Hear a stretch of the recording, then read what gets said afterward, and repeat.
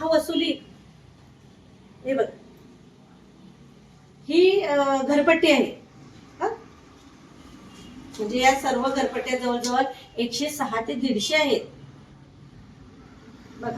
म्हणजे एकच नाही मिळत.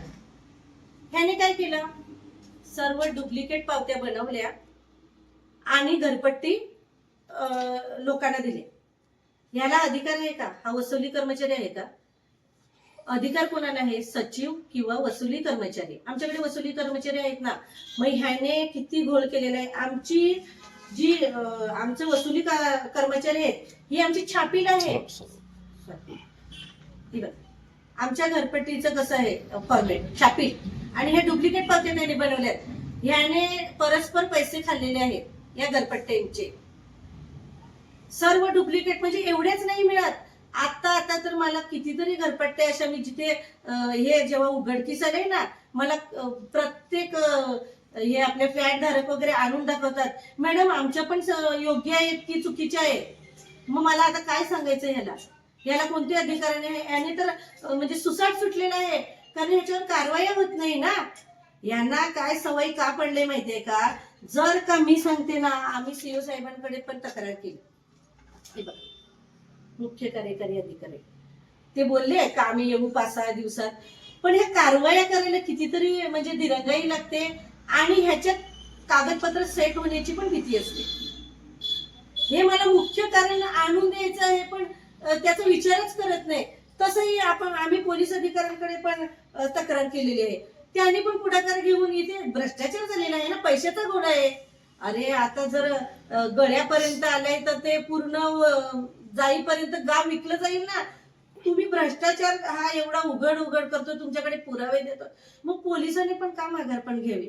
तुमचे अधिकार आहेत त्याचा का नाही तुम्ही वापर करत? तुम्ही चांगल्या कामासाठी किंवा एक शासनाचा पैसा म्हणजे शासनाच्या पैशाचा कुठे अपहार न होण्यासाठी तुम्ही पुढाकार घ्या ना. तुम्ही इतर गोष्टीत फटकन येतात. कोणाला जरी काही केलं न केलं त्याचा प्रूफ न करता त्याला अटकावू शकतात तुम्ही, बरोबर आहे ना. मग तुम्ही जे तुम्हाला आम्ही प्रूफ देतो तरी सुद्धा का थांबतात तुम्ही? शासनाची तुम्ही बोलते प्रशासन करत, अरे प्रशासनाचं कारवाई व्हायला वेळ लागतात. मी मागील उपसरपंच दिलीप तरे ह्याच्याकडे म्हणजे भ्रष्टाचारी जी फाईल टाकली त्याच्यासाठी मला 3 वर्ष लागलेले आहेत. मला माहिती आहे ते लेटच होत आहे सगळं, कारण इथे सगळे सेट होत असतात. माझा हा गंभीर आरोप पण आहे, कारण तसं माझ्या बाबतीत घडलेलं पण आहे. आता तुम्हाला मी सांगते, मागील उपसरपंच दिलीप तरे याची मी धर्मादायुक्तकडे, आमच्या मंदिराचं एक प्रकरण होतं, त्याच्यात मोठा भ्रष्टाचार आहे. म्हणजे ह्या मंदिराच्या बाजूला एक हॉल पण आलेला होता 15 लाखाचा. तिथे तुम्हाला हॉल दिसतो का कुठे? जो हॉल कोणता होता माहितीये का? पर्यटन स्थळ मधून तो याच्यातून आलेला पर्यटनासाठी. तो हॉलच नाही मिळत, बरोबर. ते 15 लाख कुठे गेला, तो कुठे हॉल कोणाला काही दिसतच नाही.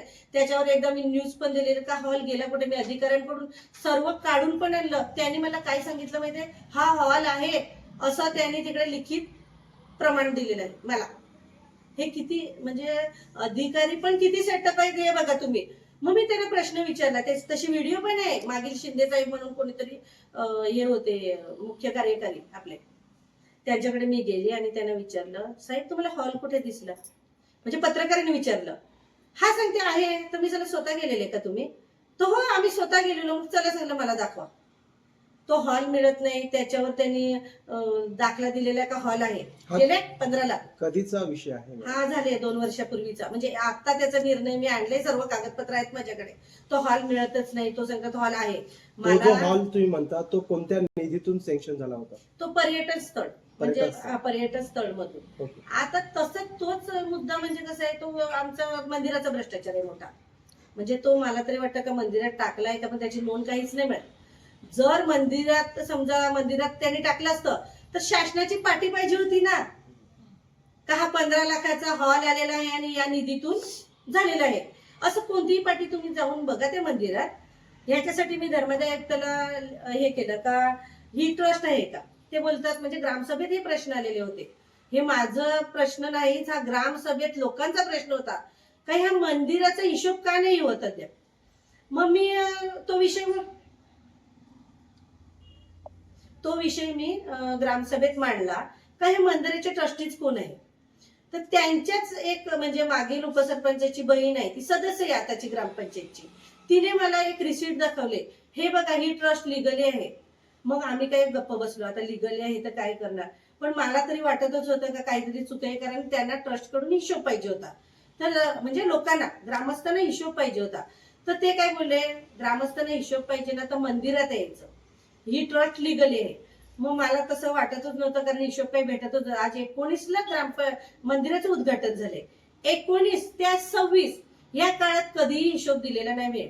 आणि जवळजवळ 90 ते 1 कोटीचं तो मंदिर आहे. तुम्हाला वाटतं का, म्हणजे तुम्ही स्वतः जाऊन बघा तिकडे, ते वर्गण्यांचं आहे. बाकी मग 15 लाख कुठे गेले हॉल. जर त्यांना वाटत असेल का हॉल त्याच्यात टाकलाय, मग तो 15 लाखाचा हॉल कुठे टाकला त्यांनी, मला हा पण प्रश्न आहेच ना. मग मी गेले धर्मादाय आयुक्ताकडे, तिकडून माझी एक केस चालू झाली. त्याच्यात आता निर्णय आला, तो म्हणजे झाला 1 महिना झाला निर्णय येऊन. त्याच्यात तिथून डायरेक्टली लिहून आलं का ही ट्रस्ट खोटी आहे, कुठची ट्रस्ट मिळत नाही. हा या खजिनदाराकडून, खजिनदार म्हणजे मागील उपसरपंच, याला 32 लाखाची वसुली लागलेली आहे. पण मला 32 लाख पण नको आहे, मला 1 कोटीचा हिशोब पाहिजे. मी पुन्हा पुढे त्याचं पुढच्या कोर्टात गेले, तर हा हिशोब 32 लाखाची वसुली नाही मिळत, हा पुरा मला 90 ते 1 कोटीचा. कारण तो गावकऱ्यांचा प्रश्न, माझ्या ग्रामस्थांनी, हा श्रद्धेचा विषय आहे. प्रत्येकाने जवळजवळ म्हणजे बिल्डरांनी पण 5-5 लाखाच्या देणग्या तिकडे लिहिलेल्या आहेत. 5 लाखाच्या, कोणी 5.5 लाखाच्या दिले, तिकडे 5 लाखाचं लिहिले. आणि जशा व्यक्ती सांगतील ना तशी नावं लिहितात येऊन. मॅडम मला एक सांगा, तुम्ही आता या ठिकाणी गंभीर मुद्द्यावरती आरोप केलेले आहे, हा मोठा विषय आहे की तुम्ही म्हणतात की मोठमोठ्या बिल्डरने 5 लाखाहून जास्त तुम्हाला देणगी दिलेल्या आहेत. मग त्यांची काही पावती त्यांच्याकडे आहेत का असं काही? त्यांच्याकडे कोणतीच पावती नाही मिळत. पावत्या त्यांनी काय केल्या माहितीये का, मोजकेच दिल्या प्रत्येकाला. आणि आमचा नियम कसा ठरवलेला, प्रत्येक घरोघरी 5,000 असेल तर त्याचं नाव येईल याच्यावरती, आणि 2,000 पावती भेटेल. ह्यांनी 5,000चं लिहिलंय तिकडे, पण त्याच्यात कितीतरी 5,000 आहेत ना, त्यांची नावं गायब आहेत, आणि 2,000चं तर नामोनिशाणच नाही मिळत. ह्या ट्रस्टचं नाव काय मॅडम? कोण? ट्रस्टचं नाव काय? ती दत्त चॅरिटेबल ट्रस्ट अशी त्यांनी केलेली होती, पण ती ट्रस्ट नाहीच मिळत, नोंदणीकृत नाहीये. मग आता त्यांनी आम्हाला धर्मादाय आयुक्तांनी एक हे दिलंय का, आता तुम्ही ट्रस्ट बनवा, गाव सभा घ्यायची की ग्रामसभा घ्यायची. तर आताच मागे 26 जानेवारीला जी ग्रामसभा झाली त्या विषय झाला का, तुम्ही तर ग्रामसेवक साहेब बोलले का मी मार्गदर्शनासाठी पाठवलंय तिकडे, का गाव सभा घ्यायची का ग्रामसभा घ्यायची, ह्याच्यासाठी ते पेंडिंग आहे. म्हणजे ती ट्रस्ट ही खोटे, पण त्यांनी तिकडे बॅनर दिला की ट्रस्ट आहे. ते मला ग्रामसभेत पूर्ण एक व्यक्ती त्या ट्रस्टीजवर येतो बोलेला, कोणाच्या बापाची हिंमत आहे का ही ट्रस्ट खोटी ठरवायची. आणि तो मी खरं करून दाखवलं का माझ्या बापाची काय माझी हिंमत आहे का ही ट्रस्ट खोटी आहे असं. मॅडम एक सांगा की तुम्ही म्हणतात की त्या मंदिराच्या बाजूला एक सभागृह म्हणून आला होता, त्याचं देणगी म्हणून रक्कम 15 लाख रुपये जो शासनाचा निधी होता. हो. मग अशा वेळी ग्रामपंचायतचा काही ठराव किंवा अशा ग्रामसेवकावरती तुम्ही काही कारवाई केलाय का? काहीच ठराव बिराव नाही.